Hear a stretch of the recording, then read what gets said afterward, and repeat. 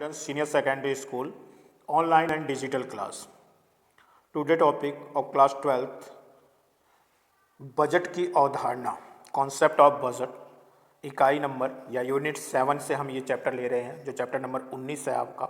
इसमें दो चैप्टर आपके इस वर्ष में काम आएंगे, एक चैप्टर नंबर 19 बजट की अवधारणा और दूसरा चैप्टर नंबर 21 वित्तीय नियंत्रण। तो आज जो हम बात करने जा रहे हैं इस यूनिट के अंदर वो है आपकी बजट की अवधारणा। और बजट जो होता है वो किसी भी देश के लिए या किसी भी समाज को सुचारू रूप से चलाने के लिए बहुत ज़्यादा क्या कहलाता है, महत्वपूर्ण बन जाता है। ठीक है, इस टॉपिक को हम लेते हैं। कहता है लोक प्रशासन का एक महत्वपूर्ण पक्ष वित्तीय प्रशासन होता है और वित्तीय प्रशासन वह प्रशासन है जिसमें वित्त के भिन्न भिन्न आयामों का अध्ययन किया जाता है। यानी लोक प्रशासन के अंदर कहीं न कहीं हमारे देश के लिए या किसी भी समाज के लिए जिस वित्तीय चीज़ को यानी धन से संबंधित जो भी खर्चे या उसके नियंत्रण के ऊपर अध्ययन किया जाता है वो हमारा वित्तीय प्रशासन के रूप में कार्य करता है। कहता है मानव शरीर में जैसे रक्त आवश्यक है वैसे संगठन के क्रियाकलापों हेतु वित्त आवश्यक है, अतः वित्त ही प्रशासन की जीवन शक्ति है। एल.डी. वाइट का मानना है कि प्रशासन और वित्त को परस्पर पृथक नहीं किया जा सकता, प्रत्येक प्रशासन कार्य का वित्तीय पहलू होता है। यानी किसी भी प्रशासनिक इकाई को कार्य करने के लिए कहीं न कहीं धन की ज़रूरत होती है और ये जो धन है उसी को किस तरीके से खर्च करना है या किस तरीके से प्राप्त करना है, इसी को हम वित्तीय प्रशासन के रूप में लेकर चलते हैं। ठीक है, कहता है जो उसे वैसे ही अपृथकीकरण होता है जैसे मनुष्य तथा उसकी छाया। वित्त प्रशासन का महत्वपूर्ण पक्ष सरकार की राजकोषीय नीति से होता है।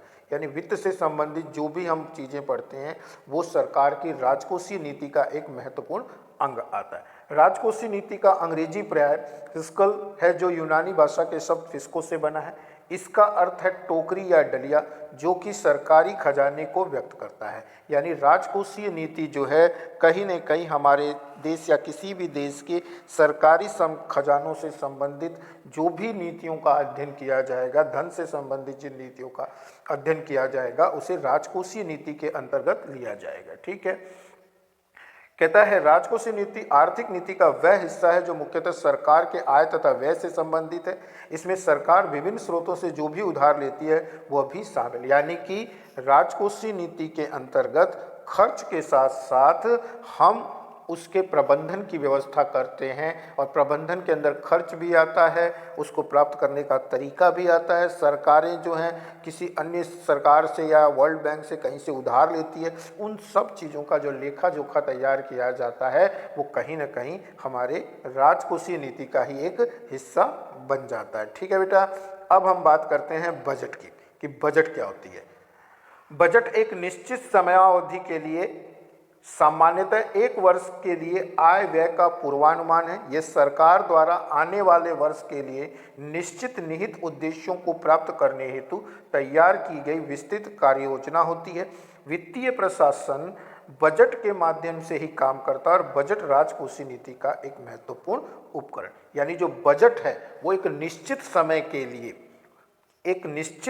के लिए सामान्यतः एक वर्ष के लिए जो आय और व्यय यानी कि सरकार कितना पैसा प्राप्त करेगी और उस पैसे को कहां कहां खर्च करेगी उस उद्देश्य से तैयार किया जाता है। और यानी कि सरकार की आय व्यय का एक लेखा जोखा जो रूप होता है वो कहीं ना कहीं हमको बजट के रूप में दिखाई देता है और इसी कारण से बजट जो है वो राजकोषीय नीति का एक महत्वपूर्ण उपकरण माना जाता है। ठीक है, कहता है बजट शब्द का निर्माण फ्रेंच भाषा के शब्द बोजत से हुआ है जिसका सामान्य अर्थ चमड़े का थैला है। यह शब्द 1733 में इंग्लैंड की संसद में बोला गया था। यानी बजट जो शब्द है वो फ्रेंच से लिया गया है और जिसको बोजत कहते हैं और उसका अर्थ चमड़े के थैले से। हम देखते हैं कि हर वर्ष जो हमारे देश के वित्त मंत्री होते हैं वो एक चमड़े के थैले यानी एक अटैची या ये हम कहें कि एक तरीके से एक बैग में इस बजट से संबंधित सभी डॉक्यूमेंट्स को लेकर के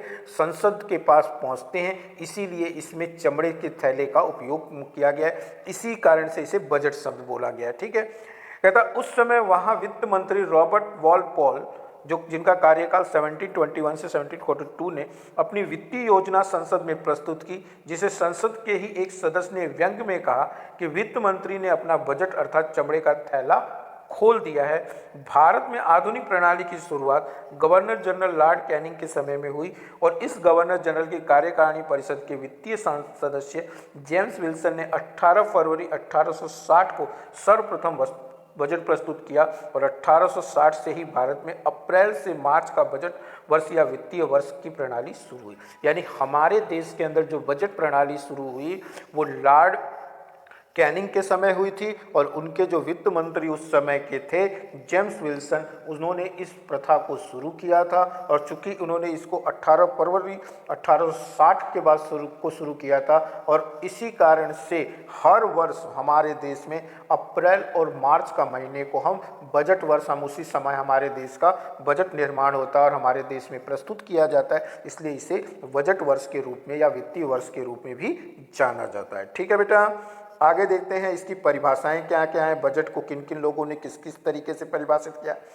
कहता है बजट को कई प्रकार से परिभाषित किया जा सकता है। विश्लेषक मुख्यतः बजट की परिभाषा अनुमानित अनुदानों तथा खर्चों के विवरण के रूप में करते हैं। यानी कि आमतौर पर सभी लोग जो है, जितने भी विद्वान हैं, उन्होंने बजट को कहीं ना कहीं सरकार के द्वारा किए जाने आय और व्यय के खर्चों के रूप में इसको प्रस्तुत करने का एक मूल मंत्र माना है या मूल ढांचा माना है। ठीक है बेटा, आगे हम देखेंगे इसके अंदर।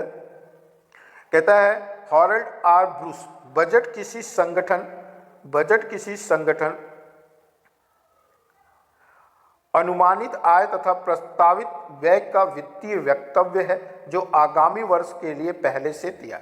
यानी कि इस विद्वान ने बोला कि जो बजट है वो आने वाले समय के लिए जो सरकार के खर्चे और उसकी इनकम दोनों का एक लेखा जोखा रखता है। यानी कि अनुमानित है कि हमारे पास, सरकार के पास इतना धन प्राप्त होगा और सरकार इन पैसों को यहाँ पर इतना इतना खर्च करेगी। उनका जो एक मूल भाव दिखाई देता है, एक तरीके से उनका जो अनुमान दिखाई देता है, उसी को क्या नाम दिया जाता है, बजट जाता है।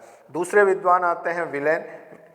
बजट अनुमानित आय तथा व्यय का वितरण है, आय व व्यय की तुलनात्मक चित्र है। इन सभी से पहले यह राजस्व एकत्र करने तथा सार्वजनिक धन खर्च करने के लिए सक्षम पदाधिकारियों को दिया हुआ अधिकार तथा निर्देश है। यानी कि बजट वो चीज है कि जो कि सरकार के एक मुख्य अधिकारी, जिससे जैसे हमारे देश में वित्त मंत्री जो होता है, फाइनेंस मंत्री जो है, वो हमारे देश के बजट को प्रस्तुत करता है और वो एक तुलनात्मक चित्र प्रस्तुत करता है कि सरकार के पास कहाँ से कितना धन लगभग इकट्ठा होगा और इन पैसों को वो कहाँ कहाँ पर खर्च करेगा। इस तरीके से बजट का निर्माण किया जाता है। ठीक है, और भी बहुत सारे विद्वान हैं जिनको आपके बुक में दिया गया है, आप उनके बारे में पढ़ लेंगे, लेकिन इन सबका कहीं ना कहीं मेल जो उद्देश्य है वही है कि ये कहीं ना कहीं हमारे जो वित्तीय वर्ष है उसके लिए होने वाले आय और व्यय का एक मूल भाव दिखाई देता है। ठीक है, मुनरो ने क्या कहा बजट के लिए? मुनरो, बजट आने वाले वित्तीय वर्ष के लिए अर्थ प्रबंधन की योजना है। उसमें एक ओर सभी प्रकार का आय का और दूसरी ओर खर्च के मदों के अनुसार अनुमान दिया जाता है। मुनरो जी के शब्दों में भी यही कह रहा है कि आने वाले समय वित्त वर्ष के लिए सरकार के पास कितना धन प्राप्त होगा और उस धन को वो कहाँ कहाँ खर्च करेगा, इसी का लेखा जोखा हमारे लिए क्या कहलाता है? बजट कहलाता है। ठीक है, और भी विद्वान है जिन्होंने इसके बारे में अलग अलग मत दिया है, इनको आप पढ़ सकते हैं। आगे क्या कहता है? सरल शब्दों में कहें तो बजट सरकार का एक निश्चित दिवस पर प्रस्तुत किए जाने वाला आय व्यय का हिसाब है। यह कार्य करने हेतु एक वित्तीय योजनाओं का निकास का नक्शा है। अतः सरकारी, विभागीय, निजी क्षेत्र व आम नागरिकों के लिए इसका क्या है? विशेष महत्व दिखाई देता है। बजट हमेशा एक निश्चित समय पर निर्धारित डेट को प्रस्तुत किया जाता है और ये हमारे आय व्यय का हिसाब है। इसी का उद्देश्य पूरे देश के अंदर होने वाले आय व्यय का हिसाब किताब लगाना है, जो कि आम लोगों से लेके खास लोगों तक सभी के लिए बहुत ज़्यादा क्या कहलाता है? महत्वपूर्ण कहलाता है। ठीक है बेटा, कहता है बजट का उद्देश्य क्या है? बजट सरकार के हाथों में एक शक्तिशाली साधन है। यह बहुउद्देशीय होता है और प्रत्येक वर्ष के लिए सरकार पूर्व में ही योजना बना लेती है। इसे किसी क्षेत्र में कितना खर्च करना है तथा कहां से कितनी आय होगी इसका सरलता से आकलन किया जा सकता है। बजट के कुछ प्रमुख उद्देश्य आपको दिए हुए हैं, यानी कि एक वर्ष की जो आने वाला वर्ष है उसके लिए पहले से ही हम चीज़ों का निर्धारण करते हैं और उसी के आधार पर हम बजट का निर्माण करते हैं और इसका मेन उद्देश्य कुछ चीज़ों को बताना होता है जो कि आपके बुक में दिए, जिसमें जैसे पहला कहता है जवाबदेही। कहता है यह विधायकों के प्रति कार्यपालिका की वित्तीय और विधायिक जवाबदेही सुनिश्चित करता है। बजट से कार्यपालिका भिन्न भिन्न मदों के अंतर्गत अनुमोदित कार्यों के लिए व्यवस्थापिका द्वारा प्रस्तावित गई सीमाओं के भीतर रहकर ही व्यय कर सकती है। इस प्रकार जवाबदेही कार्यपालिका में निहित है। कार्यपालिका का प्रत्येक अधीनस्थ अधिकारी पद सोपान में अपने से ऊपर वाले अधिकारी के प्रति जवाबदेही होता है और जवाबदेही बजट निष्पादन तथा कहता है क्या है जवाबदेही मतलब जो कार्यपालिका के जो सदस्य हैं वो व्यवस्थापिका के द्वारा जो भी नियम कानूनों के द्वारा पैसे को खर्च करना है उसके तहत वो उस कार्य को एक निश्चित समय में पूरा करने का अपना एक लक्ष्य प्राप्त करते हैं और हर एक कार्यपालिका का सदस्य जो है या जो अधिकारी है वो अपने से ऊपर वाले जो उसके अधिकारी हैं उनके प्रति वो जवाबदेही होती है और उनसे जवाब मांगा जाता है कि वो अपने किस तरीके से उन्होंने कार्यों को क्रियान्वित किया है। कहता है योजनाओं के क्रियान्वयन में अपने उपयोगी भूमिका रखते हैं और ये कार्यपालिका के जो अधिकारी हैं वो इन पैसों को इस धन को कहाँ खर्च करना है या कहाँ से प्राप्त करना है इसकी पूरी विवरण अपने से उच्च अधिकारी के पास प्रस्तुत करते हैं। दूसरा आता है प्रबंधन। बजट का प्रबंधन महत्वपूर्ण उपकरण है। प्रबंधन के एक प्रभावी माध्यम के रूप में बजट योजना समन्वय नियंत्रण मूल्यांकन प्रतिवादन तथा समीक्षा शामिल है। बजट के क्रियान्वयन से इन सिद्धांतों के पालन में सुविधाएं प्राप्त होती है, यानी बजट किस तरीके से निर्माण किया जाए, किस तरीके से आय का अपने अनुमान लगाया जाए, किस तरीके से व्यय का अनुमान लगाया जाए, ये अपने आप में एक बहुत बड़ी चुनौती है और इसके लिए बजट बनाते समय उन सभी बातों का ध्यान रखना पड़ता है जिससे कि देश के विकास में कहीं कोई बाधा उत्पन्न होती दिखाई नहीं देनी चाहिए। ठीक है। कहता है अगला हमारा जो टॉपिक आता है सामाजिक व आर्थिक नीति का उपकरण। बजट सामाजिक आर्थिक नीति का उपकरण होता है। सरकार अपनी विभिन्न सामाजिक आर्थिक योजनाओं को बजट के माध्यम से प्रस्तुत करती है, यानी कि सरकार जो भी पैसा खर्च करती है चाहे वो सामाजिक क्षेत्रों पर या आर्थिक रूप से देश के विकास के लिए, उन सब का को निश्चित करने का कार्य कहीं ना कहीं हमको बजट में दिखाई देता है। इसीलिए बजट अपने आप में एक महत्वपूर्ण होता है। कहता है कुशलता में वृद्धि अभिवृद्धि। बजट के कुशल क्रियान्वयन से सरकारी कार्यों एवं सेवाओं के वितरण में कुशलता, यानी जितना सुंदर बजट बनेगा, जितना स्पष्ट बजट बनेगा, जितने उसमें बातों को स्पष्ट रूप से वर्णित किया जाएगा, सरकार की उतनी ही प्रशंसा होगी और सरकार के कार्य लोगों तक उतनी ही आसानी से पहुंच पाएंगे। इसलिए बजट अपने आप में सबसे ज़्यादा महत्वपूर्ण हो जाता है। ठीक है बेटा। अब आगे हम इस चैप्टर के अंदर देखते हैं कि बजट का महत्व जो आपको नेक्स्ट वीडियो में दिखाई देगा।